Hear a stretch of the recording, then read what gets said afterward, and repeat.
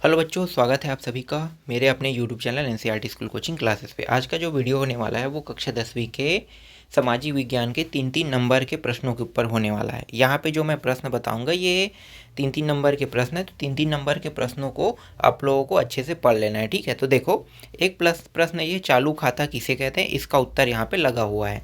मैं उत्तर नहीं बताऊँगा, मैं प्रश्न बताते चलूँगा, ठीक है। इन सभी को अच्छे से रख लेना, ठीक। इसके बाद देखो, ये है मानव संसाधन क्या है। मानव संसाधन को मानव पूंजी के रूप में कैसे परिवर्तित किया जाता है, ठीक है। तो ये यहाँ से यहाँ तक पूरा 3 नंबर का है। अगला है, अमेरिका उपनिवेशवाद को क्यों खत्म करना चाहता है, ये प्रश्न है। शांति आंदोलन के उद्देश्य है, काल क्या है ना। इसके बाद देखो, अधिवास किसे कहते हैं, अधिवास के प्रकारों को समझाइए। स्टालिन कौन था, स्पष्ट कीजिए। जनसंख्या या आबादी किसे कहते हैं, किसी देश की जनसंख्या में युवा वर्ग के लोग ज़्यादा है तो उस देश की आर्थिक व्यवस्था कैसी होगी। इसके बाद देखो, बहुराष्ट्रीय कंपनियां संयुक्त उपक्रम क्यों चलाती है। खाद्य सुरक्षा कानून कब बनाया गया, खाद्य सुरक्षा के उद्देश्य बताइए। जनगणना से कौन कौन से आंकड़े प्राप्त हुए, सरकार बफर स्टॉक क्यों बनाती है। सामाजिक आंदोलन लोकतंत्र में जन सहभागिता को कैसे प्रभावित करते हैं।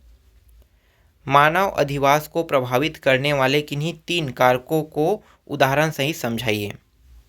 और ये यही इसी में देखो, एक है नवीनीकरण एवं अनवीनीकरण संसाधन में अंतर वाला है ना। फिर एक है प्रतिदिन के कचरे का दोबारा उपयोग किस प्रकार कर सकते हैं। भाषा आधारित जो प्रदेश है उसके गठन से क्या क्या सकारात्मक प्रभाव हुए। छत्तीसगढ़ खाद्य सुरक्षा नियम कब पारित किया गया तथा उनमें क्या कहा गया। 9वां है, वैश्वीकरण ने श्रमिकों के जीवन को किस प्रकार प्रभावित किया, ठीक है। सबका उत्तर यहाँ पे देखो, लगातार मैं दिखाते जा रहा हूँ, लगा भी है। परमाणु बम से होने वाले भयानक नुकसान के बारे में लिखिए।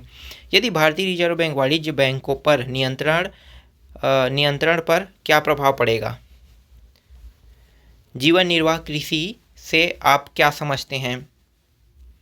पहले आम चुनाव की 3 व्यवस्था लिखिए। दीर्घकालीन भूख से स्वास्थ्य पर क्या प्रभाव पड़ता है। वैश्वीकरण ने पर्यावरण को किस तरह प्रभावित किया। बहुराष्ट्रीय कंपनी किसी देश में उत्पादन इकाई लगाने के पूर्व किन किन बातों का विशेष ध्यान रखती है। भाषा के आधार पर ही प्रदेश पुनर्गठन क्यों किया गया, कारण लिखिए। राष्ट्रवादी आंदोलन ने समक्ष कौन कौन सी चुनौतियाँ थीं। ग्रामीण अधिवासों के प्रकार लिखिए। निःशस्त्रीकरण की आवश्यकता क्यों है। साकरा गांव में फसल प्रतिरूप के बदलाव से क्या प्रभाव पड़े, आय, स्वास्थ्य, रोजगार, इन बातों को ध्यान में रखते हुए समझाइए। भारतीय कृषि के निम्न उत्पादकता के कारण को संक्षेप में लिखिए। ग्रामीण एवं नगरीय जनसंख्या में अंतर बताइए। परमाणु बम से होने वाले भयानक नुकसान के बारे में लिखिए।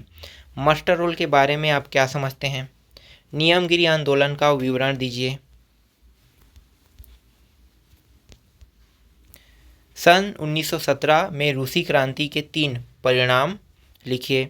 हिंदू कोड बिल स्त्री पुरुषों समानता के कौन कौन से अवसर प्राप्त करता है ना। 3 बताना है इसमें। दीर्घकालीन भूख से स्वास्थ्य पर क्या प्रभाव पड़ता है। शांति आंदोलन के उद्देश्य लिख लें। अपने शब्दों में उदारीकरण को समझाइए। दूसरे देशों में बहुराष्ट्रीय कंपनी किस प्रकार, ये तो दोबारा आ रहा है ना। भीमराव अंबेडकर ने मंत्रिमंडल से त्यागपत्र क्यों दिया। शीत युद्ध में परमाणु शस्त्रों की क्या भूमिका थी। ग्रामीण अधिवास नगरीय, ये भी रिपीट हो रहा है। किसानों को कृषि उत्पादन में नुकसान क्यों उठाना पड़ा, तो इसका उत्तर भी पूरा लगा हुआ है, ठीक है। इतने प्रश्न हैं। अब आप लोगों को बस इतने प्रश्नों को पढ़ना है, ठीक है। तो ये सब 3-3 नंबर के प्रश्न हैं जिनका उत्तर मैंने आपको इसमें दिखा भी दिया।